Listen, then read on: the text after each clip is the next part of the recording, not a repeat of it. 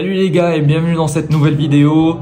Alors comme vous avez pu le voir dans le titre, on va encore une fois parler tennis et bien évidemment on va parler du cas Roger Federer et Serena Williams qui ont pour la première fois je pense de leur histoire perdu la totalité de leurs points ATP et WTA, ce qui fait qu'ils ne sont plus classés en ATP et pareil pour Williams en WTA, c'est ce qui représente vraiment un choc dans le monde du tennis aujourd'hui. Roger Federer qui n'a plus joué depuis l'édition Wimbledon de 2021, donc ce qui représente un an. Et Serena Williams c'est pareil, mais il vient de revenir, il a participé à la dernière édition de Wimbledon, celle de 2022, où elle a perdu contre Harmonitan, la française. Et donc ce qui fait que ces deux joueurs-là ont perdu la totalité de leurs points ATP. Alors pour les amoureux de tennis et pour ceux qui s'y intéressent aussi, il faut expliquer ce qui s'est passé dans le classement ATP et WTA après le tournoi de Wimbledon. Parce que de nombreux joueurs se sont retrouvés avec des classements un peu bizarres. Et pour le cas Federer, c'est tout simplement le fait qu'il n'a pas participé à cette édition. Donc ce qui fait qu'il a perdu je ne sais pas combien de points. Parce que l'année dernière, il avait participé, il avait été arrivé en quart de finale de Wimbledon. Donc, il a dû perdre pas mal de points et tous les points qui lui est resté. Serena Williams, c'est pareil, même si je pense que s'est fait sortir du premier tour et pareil l'année dernière. Mais je pense que Serena Williams avait d'ores et déjà perdu pas mal de points, plus que Federer. Federer, vraiment, il a pris vraiment cher pour sa non-participation. Et ce qu'il faut savoir aussi, c'est que lors de cette édition de Wimbledon, il n'avait pas de points ATP à la gagne. Donc ce qui est peut-être bizarre. Il y avait seulement le prize money, donc l'argent que tu gagnes. Mais il n'y avait pas de points ATP. Ce système-là, il a été fait parce que les joueurs russes ont été interdits de participer à cette édition de Wimbledon. Contrairement à Roland Garros qui ont donné l'autorisation aux joueurs russes et biélorusses de participer à cette édition-là de Roland Garros et qui leur ont permis de gagner des points ATP et des prize money. Par contre, sur leur fiche et quand tu vois le score par exemple ou le nom d'un joueur, tu ne vois pas son drapeau qui est associé à côté de lui. Et voilà, les joueurs là, les joueurs biélorusses et les joueurs russes ne représentaient aucun pays, on va dire. Cependant, lors de ce Wimbledon-là, ça a été un petit peu différent. Les organisateurs ont décidé de ne pas accorder de points ATP aux joueurs, mais par contre de laisser le prize money et d'interdire aux Russes et Biélorusses de participer à cette édition-là. Donc ils ont préféré fonctionner de cette manière-là, puisque le premier mondial, on sait très bien que c'est Daniil Medvedev, c'est un Russe. Et donc ce qui fait que si par exemple un autre joueur, et c'était en l'occurrence Djokovic qui gagne Wimbledon, il aurait automatiquement été premier mondial. Et ça aurait été un petit peu injuste pour Medvedev qui est interdit de participer et t'as un autre joueur qui gagne par derrière et qui chope sa première place. Donc c'est pour ça qu'ils ont décidé de ne pas donner de points ATP.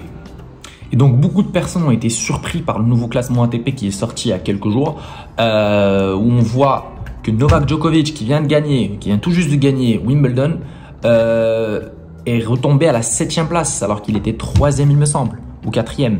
C'est assez surprenant. Mais comme je vous l'ai expliqué, c'est ce système-là de points qui fait que les joueurs, par exemple Djokovic, il n'a pas gagné de points lors de cette édition, mais il en a perdu 2000. Pourquoi il en a perdu 2000? Parce qu'il a gagné l'édition de 2021. Et le fait de ne pas accorder de points lors de cette édition fait perdre pas mal de points à tous les joueurs. Donc tous les joueurs ont perdu des points et Djokovic, c'est lui qui en a gagné le plus de points à Wimbledon en 2021 puisque c'était le gagnant. Et bien automatiquement, il se retrouve à perdre 2000 points et se faire rétrograder à la 7e place. Pareil pour Hans Jabeur qui je pense avait atteint les quarts. Oui, je pense qu'elle avait atteint les quarts de finale en 2021. Cette édition-là, elle a atteint la finale. Donc, ce qui fait qu'elle perd tous les points qu'il avait gagnés l'année dernière. Donc, ce qui fait qu'elle est revenue, elle était, je pense, 2e et il est revenu à la 5e place. Malgré le fait qu'elle soit finaliste et qu'il ait fait un excellent parcours à Wimbledon. Bon, je pense que la finale, ça a été un petit accident de parcours. Dommage pour elle. Mais voilà, c'est ce qui s'est passé. dans l'après Wimbledon, dans ce classement ATP et WTA pour pas mal de joueurs. Et je pense comme on a pu le dire, les principales victimes ont été Djokovic, Ons Jabeur et en particulier peut-être Roger Federer. Mis à part ça, et quand on a parlé de Roger Federer, je ne sais pas si vous avez suivi un petit peu ce qui s'est passé récemment. Il a donné quelques interviews, il a exprimé un petit peu son mécontentement sur sa situation puisqu'il dit qu'il n'a plus besoin de tennis dans sa vie. En tant que fan de Roger Federer, ça m'attriste vraiment de voir une légende comme lui dire ceci. Ça annonce la fin d'une ère et cette légende qui a tant régné sur les circuits ATP et qui a été prédominante sur pas mal de tournois où on l'a vu aussi en compétition avec Novak et Rafael Nadal sur les grands chelems et sur d'autres tournois. Et donc il a tout simplement exprimé ce qu'il ressent et qu'il dit qu'il n'a plus besoin de tennis et qu'il va peut-être plus se consacrer à ses enfants, à sa vie de famille, de père de famille, pardon. Et ce qu'on peut comprendre puisqu'il a 40 ans aujourd'hui et qu'il dit qu'il joue au tennis, ou là qu'il a décidé de jouer au tennis parce qu'il aime la compétition, parce qu'il a l'esprit compétitif. Et s'il sent qu'il ne peut plus être compétitif, eh ben ça ne sert à rien de participer. Je pense que pas mal, c'est une mentalité du champion, à mon avis. Pas mal de champions ont pu le dire peut-être par le passé. Ces champions-là qui n'arrivent plus à être compétitifs, eh ben, ils décrochent tout simplement. Moi, personnellement, j'aurais tellement voulu voir Federer participer à un autre grand chelem et le voir décrocher le tennis en ayant gagné un grand chelem. Ça aurait été vraiment fou et idyllique. Mais malheureusement, ça ne se passe pas toujours comme on veut. Et donc, Roger a exprimé ceci. Par contre, il est sûr qu'il reviendra en septembre, il me semble, pour la Lever Cup, une coupe qui se joue par équipe, donc la Team Europe contre la Team Monde, la Team World. Donc je pense que dans la Team Europe, il y aura Federer, Nadal, Murray. Il a été confirmé que Murray jouera. On ne sait pas pour Novak, mais si Novak joue, ça va être fou, je pense. Et je pense qu'ils vont essayer de réunir tous les quatre dans la même équipe. Ils seront vraiment imbattables. Ils laisseront aucune chance à la Team World.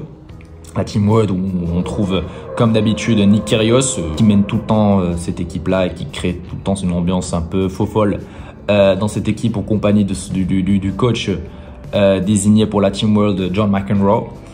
Borg, c'est lui le coach de la Team Europe, mais je pense que on distingue tout le temps une différence de caractère entre Borg et McEnroe. Borg, il est calme, il ne parle pas, il est très timide, alors que McEnroe, il a du caractère, il a une personnalité.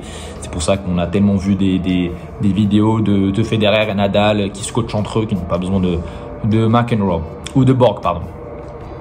En tout cas, pour revenir au sujet de Federer, il va participer à cette Lever Cup. Et puis après, il va participer au tournoi de Bâle qui se déroule en Suisse, chez lui. Et donc, c'est tout ce qu'il a dit, c'est tout ce qu'il a donné comme info. Donc, je pense que peut-être qu'il va annoncer sa fin de carrière là-bas à Bâle pour finir chez lui, pour que ça soit un petit peu symbolique. On aurait voulu que ça soit symbolique à Wimbledon ou à Roland, ou en tout cas à Wimbledon parce que c'est son tournoi préféré, là où il a remporté le plus de grands chelems. Mais je pense qu'il va peut-être annoncer la fin de sa carrière à Bâle. C'est dommage parce que Federer manque énormément au tennis. Beaucoup de joueurs l'ont pu exprimer comme Rafael Nadal. Mais voilà, c'est comme ça. Dans le sport, malheureusement, on ne peut pas rester compétitif à vie. On a tous une date de péremption et je pense que Federer est arrivé enfin à sa date de péremption. En tout cas, c'est la fin de cette vidéo, les gars. On finit sur cette note un petit peu, on va dire, négative, puisqu'on parle d'un joueur que j'ai tellement adoré et qui m'a donné vraiment envie de jouer au tennis. Donc les gars, c'est la fin de cette vidéo. N'oubliez pas de vous abonner, de partager cette vidéo si vous voulez vraiment la partager, si vous voulez vraiment m'apporter un petit soutien, ça me ferait énormément plaisir.